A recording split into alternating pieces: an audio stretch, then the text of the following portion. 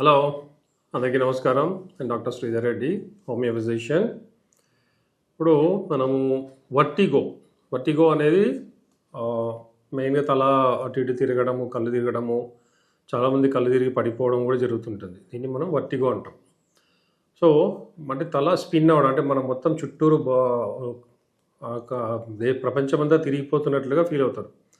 So ఇది చాలామందిలో ఏంటంటే కూర్చొని లేచినప్పుడు కానీ, లేదంటే సడన్గా సైడ్కి తిరిగినప్పుడు, లేదంటే ఏదైనా జర్నీలో ఏదైనా మూవింగ్ ఆబ్జెక్ట్స్ చూసినప్పుడు ఇలాంటప్పుడు ఎక్కువ ఉంటుంది. సో దీనికి మెయిన్ రీజన్ ఏంటి అంటే ఫస్ట్ ఇయర్ ఇన్ఫెక్షన్స్, ఏదన్నా టినిటస్ అంటాం కానీ, ఇయర్ ప్రాబ్లమ్స్ కానీ, మిడిల్ ఇయర్ పర్టికులర్గా ఏదైనా హియరింగ్ ప్రాబ్లం ఉన్నా, లేదంటే ఇన్ఫెక్షన్స్ ఉన్నా, లేదంటే హోల్ ఇయర్ లోపల టినిటస్ అంటాం. సో దీనివల్ల ఏంటంటే ఆ ప్రాబ్లం వల్ల కూడా కళ్ళు తిరగడం అనేది జరుగుతుంది. ఇది one of the main reason. మేము వర్టిగో అనగానే ఫస్ట్ మేము ఏదైనా ఇయర్ ప్రాబ్లం ఉందా అని చెక్ చేయించారా అని అడుగుతాం. సెకండ్ రీజన్ ఏంటంటే brain related diseases, brain tumour కానీ, లేదంటే ఇంజురీ, ఏదైనా తలకు దెబ్బ తగిలి ఇంటర్నల్గా బ్లడ్ క్లాట్ అవ్వడం, ఇంకేదన్నా. సో బ్రెయిన్ రిలేటెడ్ ప్రాబ్లమ్స్ ఉన్నా, బ్రెయిన్ ఇంజురీ ఉన్నా, ఏదైనా ఉన్నా కూడా ఇది వచ్చే ఛాన్సెస్ ఉంటాయి. అందుకని అప్పుడు కూడా వర్టిగో ఒకసారి ఎప్పుడైనా 1 టైం 2 టైమ్స్ వచ్చిందంటే ఓకే, బట్ ఫ్రీక్వెంట్గా వస్తున్నా, దానివల్ల ఎక్కువ ప్రాబ్లం అనుకున్నా కూడా నెగ్లెక్ట్ చేయకూడదు. అది ఎందుకు వస్తుంది, ఫస్ట్ దాని రీజన్, అది ఇయర్ ప్రాబ్లం వల్ల వస్తుందా, బ్రెయిన్ ప్రాబ్లం వల్ల వస్తుందా, లేదా ఇంకేమైనా ప్రాబ్లం వల్ల వస్తుందా అనేది ఫస్ట్ దాన్ని టెస్ట్ చేయించాలి. సో థర్డ్ ప్రాబ్లం ఏంటంటే, అంటే third cause spondylosis, cervical spondylosis అని, అంటే ఈ మెడ దగ్గర సర్వైకల్ వర్టిబ్రే ఏదైతే ఉంటుందో అది అరిగిపోయి దానివల్ల కూడా ఈ వర్టిగో వస్తుంది. అంటే అక్కడ ఏంటంటే వర్టిగోతో పాటు ఈ నెక్ స్టిఫ్నెస్, పెయిన్స్ ఇవి ఉంటాయి. అండ్ వన్ సైడ్ ఏదన్నా షోల్డర్ నుంచి చేతులు తిమ్మిరి రావడం, పెయిన్ రావడం, ఇవన్నీ కూడా అవుతాయి. సో ఈ వర్టిగో ఉంది అంటే మేము ఈ 3 రీజన్స్, సో ఇయర్ ప్రాబ్లమా, లేదంటే సర్వైకల్ స్పాండిలోసిస్ ఉందా, లేదంటే బ్రెయిన్ ఏదన్నా ఎఫెక్ట్ అవుతే కామన్గా వస్తాయి. అంటే మెయిన్ రీజన్స్. కొంతమంది లేదంటే లో బ్లడ్ షుగర్ అండ్ లో బ్లడ్ ప్రెషర్ కూడా, బీపీ అనేది డౌన్ అయినప్పుడు, షుగర్ డౌన్ అయినప్పుడు కూడా ఈ వర్టిగో అనేది వస్తుంది. సో అవి బీపీ షుగర్ ఉన్న వాళ్ళలో అవి చెక్ చేయాలి ఫస్ట్. బీపీ తక్కువైందా, లేదంటే షుగర్ డౌన్ అయిందా. షుగర్ డౌన్ అయితే కూడా హైపోగ్లైసీమియా అంటాం, ఇది వెరీ డేంజరస్. ఫస్ట్ కళ్ళు తిరగడం లాగా వచ్చి అలాగే వాళ్ళు షాక్, అంటే అన్కాన్షియస్ కూడా అయిపోతారు షుగర్ డౌన్ అయిపోతే. సో షుగర్ అంటే వర్టిగో వచ్చింది, కళ్ళు తిరుగుతుంది అంటే ఇవన్నీ రీజన్స్ ఉంటాయి.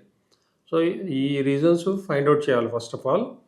అండ్ దెన్ కొంతమందిలో ఏంటంటే థైరాయిడ్ ప్రాబ్లమ్స్ వల్ల కానీ, లేదంటే ఇంకా వేరే డిసీజెస్ ఏదన్నా ఉన్నప్పుడు వాళ్ళు వాడే మెడికేషన్, ఏదైనా ఇన్ఫెక్షన్స్ ఏమైనా అయినప్పుడు యాంటీబయాటిక్స్, కొంతమందికి చాలా స్ట్రాంగ్ యాంటీబయాటిక్స్ ఇస్తారు, యాంటీబయాటిక్స్ పడదు కొంతమందిలో.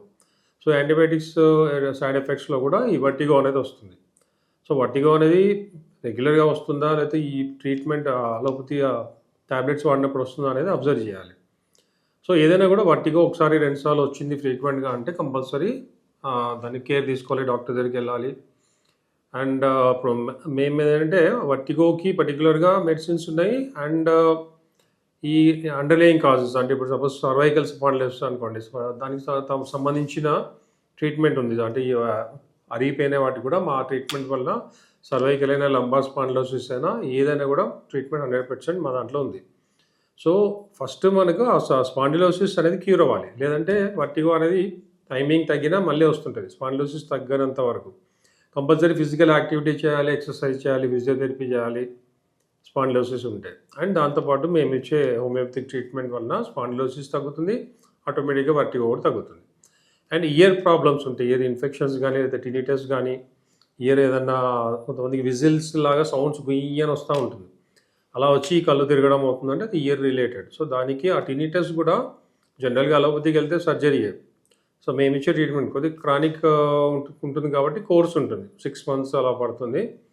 సో ఈ టినిటస్ కూడా క్యూర్ అవుతుంది, అండ్ ఈ వర్టిగో కూడా 100% తగ్గిపోతుంది. అండ్ ఏదైనా బ్రెయిన్ రిలేటెడ్, సపోజ్ మన స్కానింగ్లో కానీ, ఎంఆర్ఐలో వాటిలో బ్రెయిన్ రిలేటెడ్ ఏమన్నా ప్రాబ్లమ్స్ ఉన్నాయంటే దానికి ట్రీట్మెంట్ తీసుకోవాలి. అండ్ రెగ్యులర్ ఎంఆర్ఐస్ కూడా చేయించకూడదు. జనరల్గా సిటీ స్కాన్ కానీ, ఎంఆర్ఐ బ్రెయిన్కి చేయిస్తే దాని ఎఫెక్ట్స్ వల్ల కూడా కొంతమందిలో ఈ వర్టిగో వస్తుంది. సో అందుకని ఫ్రీక్వెంట్గా ఇప్పుడు కూడా కంపల్సరీ అవసరం అంటేనే ఎంఆర్ఐకి వెళ్ళాలి, పర్టికులర్గా బ్రెయిన్. సో ఈ బ్రెయిన్ రిలేటెడ్ ఏమన్నా ప్రాబ్లమ్స్ ఉంటే దానికి ట్రీట్మెంట్ తీసుకోవాలి. సో దానివల్ల ఈ వర్టిగో తగ్గుతుంది. ఎందుకంటే వర్టిగో పర్టిక్యులర్‌గా ఏజ్డ్ వాళ్ళలో వర్టిగో ఉంటే వాళ్ళు సడెన్‌గా లేచినప్పుడు పడిపోవడము. చాలామంది ఏందంటే పెద్దవాళ్ళు చనిపోయేది కూడా ఎర్లీ మార్నింగ్స్ ఇట్లా బాత్రూమ్‌లో పడిపోయి తల దెబ్బ తగలడము, ఫ్రాక్చర్స్ అవ్వడం ఇట్లాంటివి జరిగి చనిపోతుంటారు. సో అందుకనే వర్టిగోని నెగ్లెక్ట్ చేయకూడదు. పర్టిక్యులర్‌గా ఓల్డ్ పీపుల్‌లో 100% బిగినింగ్‌లోనే దానికి ట్రీట్మెంట్ తీసుకోవాలి. అండర్‌లయింగ్ కాజ్ ఏదైనా ఉండని, అది